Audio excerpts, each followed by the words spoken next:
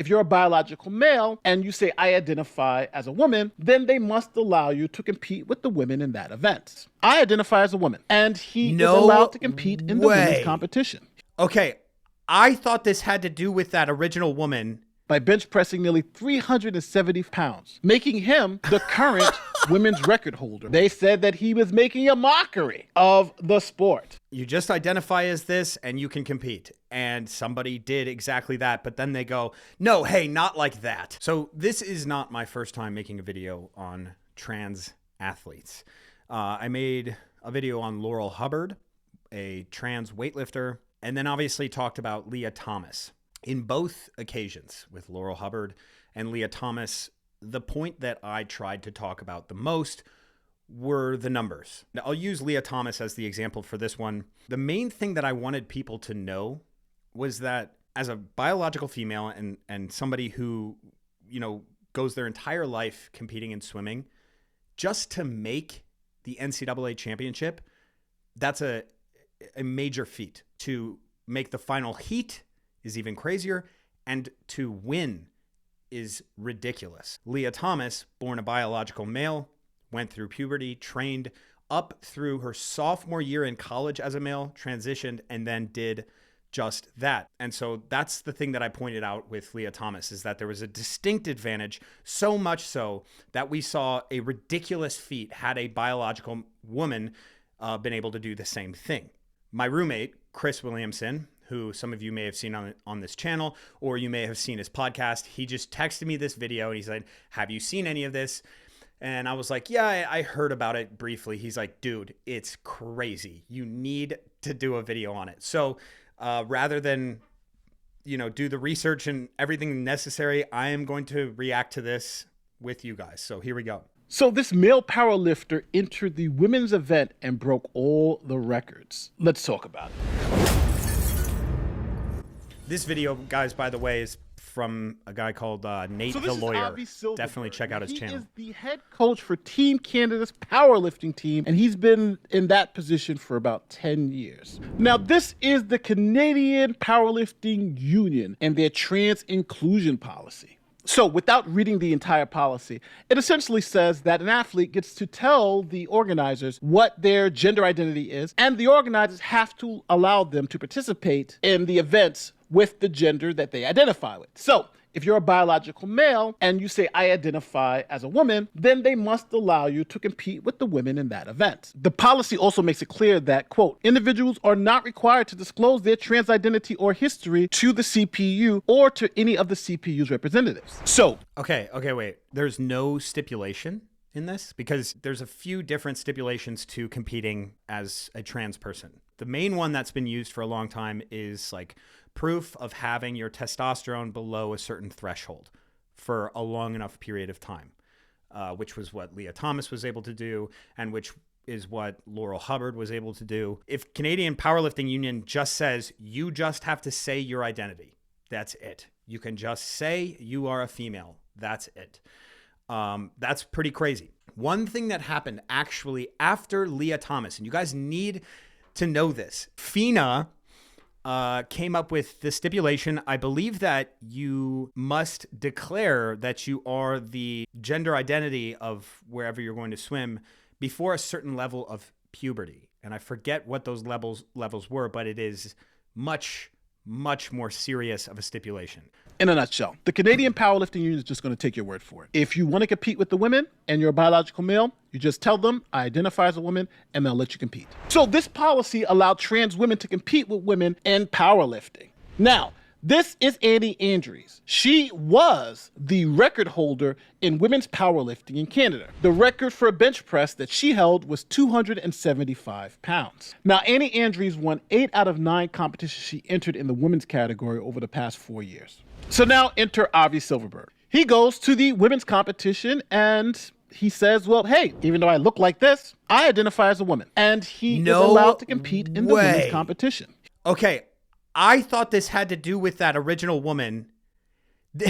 This guy, Avi Silverberg, is going to compete as a woman. Wow. Okay, so this is like he's kind of trolling them. I gotcha. He then goes on to shatter Annie Andrews' record of 275 pounds on the bench press by bench pressing nearly 370 pounds, making him the current women's record holder by nearly 100 pounds. Then the people got really upset at Avi. They said that he was making a mockery of the sport. And what a quandary you find yourself in the Canadian Powerlifting Union.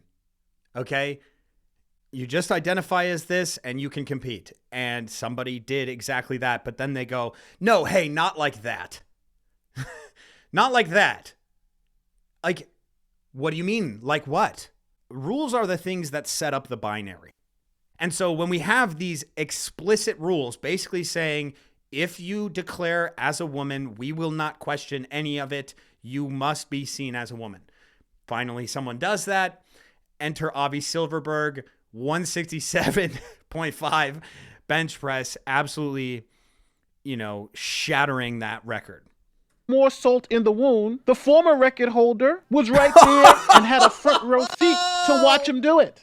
To watch her record go down in flames. Now, Andreas felt that this was so wrong that they allowed a man to break her record. Okay, Chris was absolutely right here. This is ridiculous. Okay, all right. Bigot, because he did this with malicious intent as a biological man competing in the woman's category. You heard exactly right. Matter of fact, listen to it yourself. Okay, so we have then a biological female stepping up and being like, hey, this is bullshit, which I'm surprised has not happened more in these other examples. Quick update.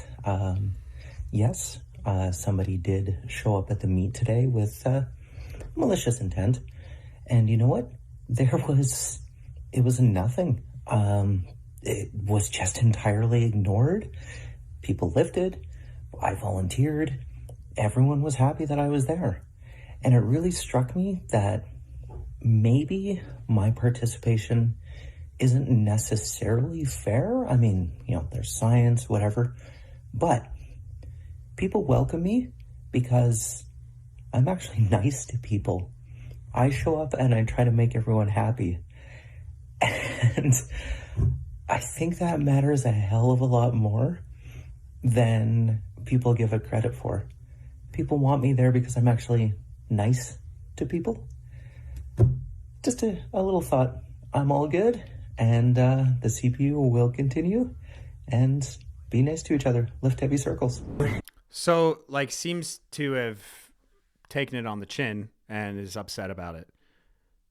There's more. APU with the situation with that one lifter claiming to be trans just to get those medals and setting records and all that stuff. Here's the problem. You shouldn't really be asking me, because I ultimately, weird thing to say, I come from a place of privilege, which, like I said, is weird to say. You gotta keep in mind, I transitioned almost 20 years ago.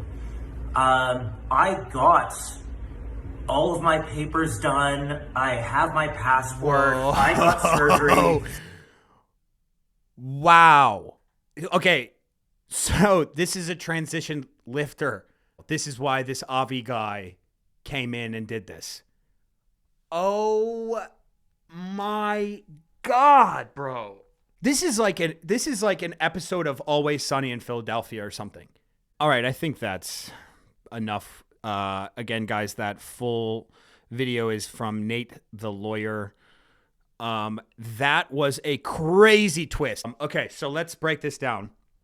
Biological male transitions into female, lifts Canadian record. Potentially the rest of Canadian powerlifting is probably a little upset. Not the actual heads of Canadian powerlifting, but Avi Silverberg being the number one guy who is upset, declares female, takes absolutely zero transitionary, I don't know if that's the right word, steps, and then shatters these records. There needs to be someone that's like, oh, this is the rule. Let me do the rule. We bitch about arches in the bench. So like people can arch their back and they can minimize the range of motion. It looks ridiculous when they do it, but they're following the rules. You're allowed to pull sumo. So people pull sumo and people bitch about, sumo. Maybe it wasn't Andre's intent to just win. But it's obvious that the advantage that this person gained from transitioning to a woman is something that we need to speak about. Look, I realize this is a hot button issue, and I don't want to partake in political punditry. I will reflect back on my previous things that I said when it came to Laurel Hubbard and Leah Thomas. To get to the elite place is very, very difficult for a biological male competing as a male or a biological female competing as a female. So we need to point out that advantage that that person gained from transitioning. I'm being honest with you guys. I am not trying to be bigoted. I don't plan on quote unquote dead naming people. I am not here to make political statements. I am simply interested in sport, strength and conditioning, strength sports, and this falls directly in line with that. Let me know your thoughts in the comments section. Just try and please be respectful, and I will see you guys in the next video.